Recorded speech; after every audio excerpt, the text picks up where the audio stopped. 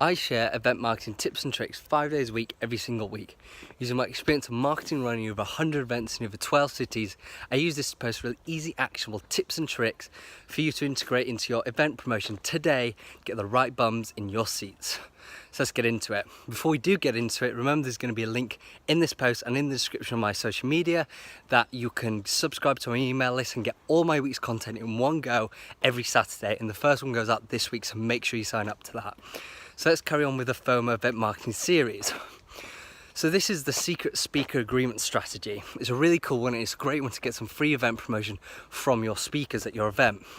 Now, just a note, this will only likely work with small to medium speakers rather than it's not going to work with paid speakers.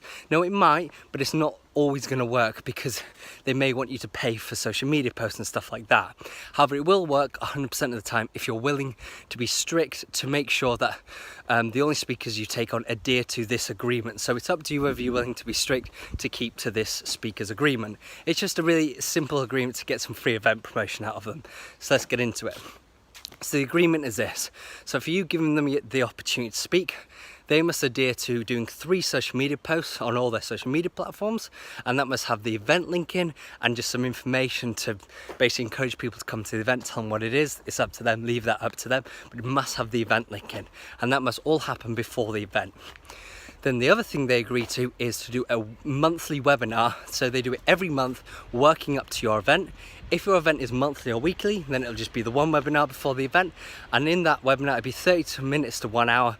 And that will be where they can introduce themselves to your audience and it can give some free value away. Maybe let's say they're doing the 10 tips of financial freedom. They'll share 2 of them in that webinar. And then they say the rest will come in if you attend the event. Really simple, easy. If they've not run a successful webinar before or don't know how to, then I recommend you run it with them with the same format and same structure. If none of you have done that, or they have a really big Instagram or Facebook Live, just do the same thing on Instagram or Facebook Live. It can work just as well on there as well. So that's fine, same format, same structure, just do it on Instagram or Facebook Live. Especially if they have a big following, that'll be even better. And obviously with the webinar, you would have marketed that to your audience and they would have marketed that to their audience. So that's really how it is. That's the agreement. I hope that makes sense. It's really some good content. Until tomorrow, I'll see you then. Bye-bye.